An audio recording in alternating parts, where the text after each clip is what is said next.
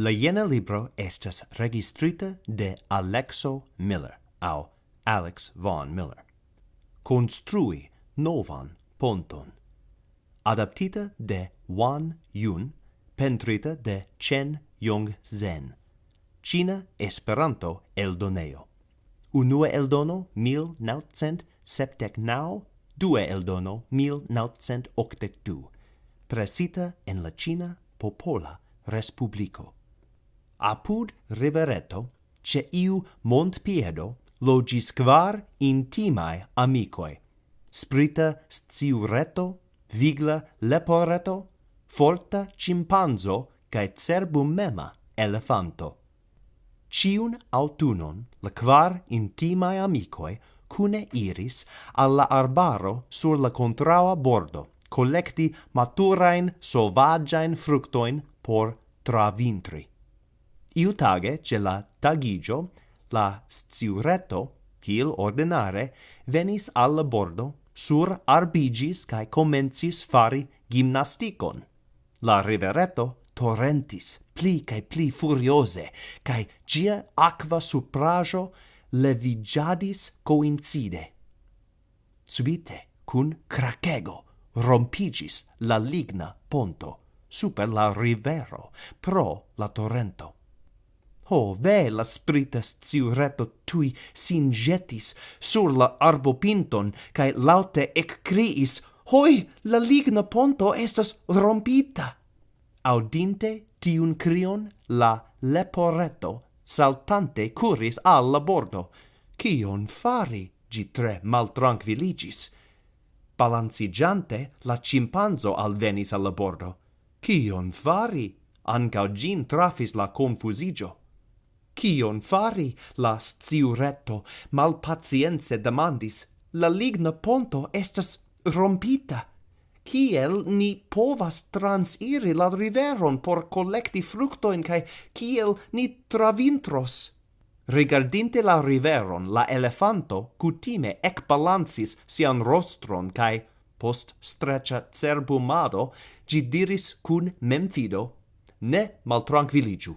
Se nur ni ciui unuigios, firm decide, ni certe konstruos novan ponton.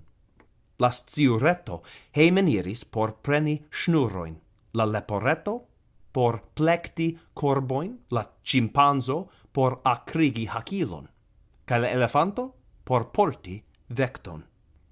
Dume, iu ruza maljuna vulpo, sin kaŝinte en arbustoj, subaŭskultis la interparoladon de la kvar intimaj amikoj.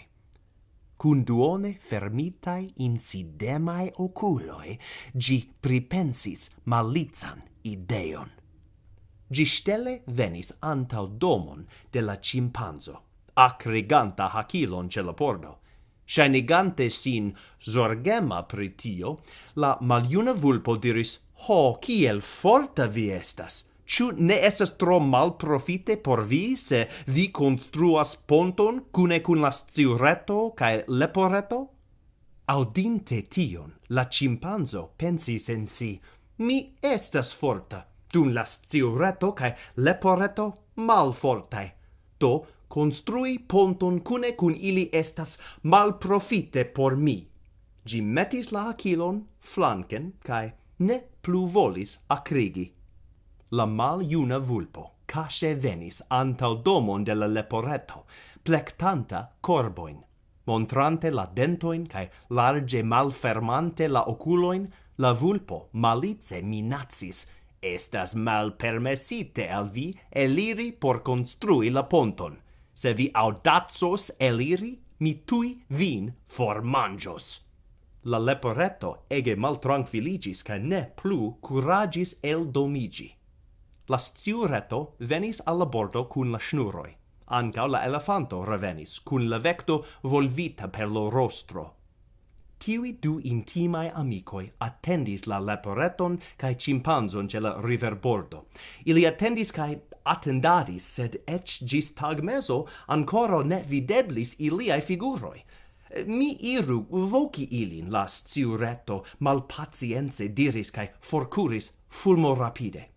post nelonge colera gi revenis, cae malgioie diris alla elefanto, ili ne venos. Ni ambau eclaboru. La sciureto saltis sur iun arbon, cae nur post multe da clopodoi successe rompis unu brancheton, cae donis gin alla elefanto. La lasta diris, tiel maldica brancheto ne taugas por ponto construo. Rigardante alla larga rivero, la sciureto, quasi fulme trafita de iu penso, diris, do ni prenu quelque da truncoi. Gi grimpis sur iun arbon cae balancis la truncon per la tuta forto, sed ciom da penoi gi faris la arbo restis, sen mova. Tien cae reen, balansante sian rostron, la elefanto diris, ni solai ne povas construi novan ponton. La chimpanzo ne nur havas forton, sed ancau povoscias meti pilieron. La leporeto povoscias plecti corboin. Dum ilia foresto ni ne povas superponti la riveron, nur solide unuigiante, cae sin apogante sur ciui niai fortoi, ni povas successi in ciu ein circunstanzo. La elefanto, cune cun la sciureto, aldomigis alla leporeto, cae informigis pri la occasintajo. La elefanto diris alla leporeto, ciu vi memoras ancorau che iu foie la maliuna vulpo intensis rabi vian domon, cae ni ciui unuigis cae forpelis gin? Unuigio ja estas forto, cun gi oni timas neniain malamicoin. Rememorante la scenon de unuigia batalo, la leporeto, plena de certezzo de venco, emocie diris, unuigio estas forto. Cun ciu ni povas construi novan ponton, cae ancau venci la vulpacion. La tri amicoi cune venis en la domon de la chimpanzo. Informiginte pri la occasintajo, la elefanto donis unu fadenon alla chimpanzo, ciu facile gin shiris. La elefanto donis al gi fascon de fadenoi, ciun gi neniel successis rompi. Rigardante tion, la sciureto diris, unuigio estas forto, ciu ne?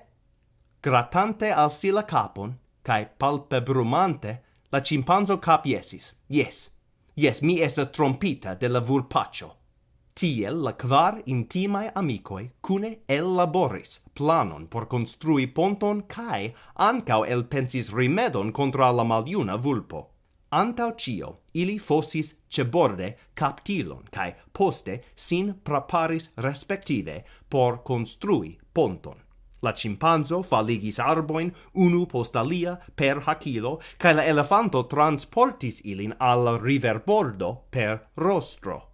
La sciureto surgrimpis arbon por senŝeligi la rotangoin rampantain sur ci, cae per la sceloi la leporeto faris corboin. La bordo estis jam superŝutita per lignoi, por transponti la riveron. La sciureto ligis iun arbegon per unu schnura extremo, cae sian talion per la alia.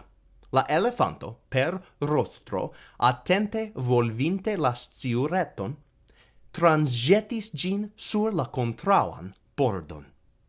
Sur la contraua bordo, la sciureto malligis de sia talio la schnuron, cae ligis gin sur iun grandan arbon, tiel che la ambau bordoi ec comunicigis inter si per longa schnuro, sur ciu pendis tri corboi, cun ene la sciureto, leporeto cae chimpanzo respective. Tiel ili strece ec laboris por construi novan ponton.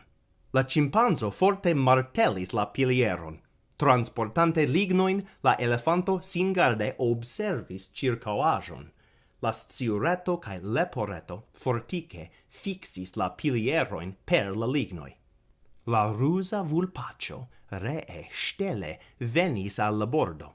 Rigardante che la kvar intimai amicoi unu anime construas la ponton, gi ec grincigis la dentoin. Palpebruminte, gi denove elpensis malitzan planon, morde shiri la schnuron cae dronigi ilin. Profitante la occasion, ciam la elefanto transportis la lignoin alla bordo, la maljuna vulpo tui sin jetis al la arbego, cun large malfermita falco. Pum! La maljuna vulpo falis en captilon. La vulpacho falis en captilon, la sciureto gioie criis, tiel gioie criis anca la leporeto cae chimpanzo. Hurra! La vulpacho encaptigis, gioie criante la elefanto curis alla captilo, cae volvis gin per rostro por rigardi gian malizan visagion. Sed gi forcuris tui post sia el turnigio, cae rul falis en la riveron pro sia ne attento. Pro gioio, la sciureto applaudis, la leporeto saltis, la chimpanzo ridegis, cae la elefanto balancis tien cae reen sian rostron. Fine, la kvar intimae amicoi unu anime fin construis la novan lignan ponton. La suno subiris cae sur la cielo radiis vesper rugio. La nova ligna ponto etendigis super la rivero. La kvar intimae amicoi cun corboi, plenae de sovagiae fructoi, marchis sur la nova ponto. La fino.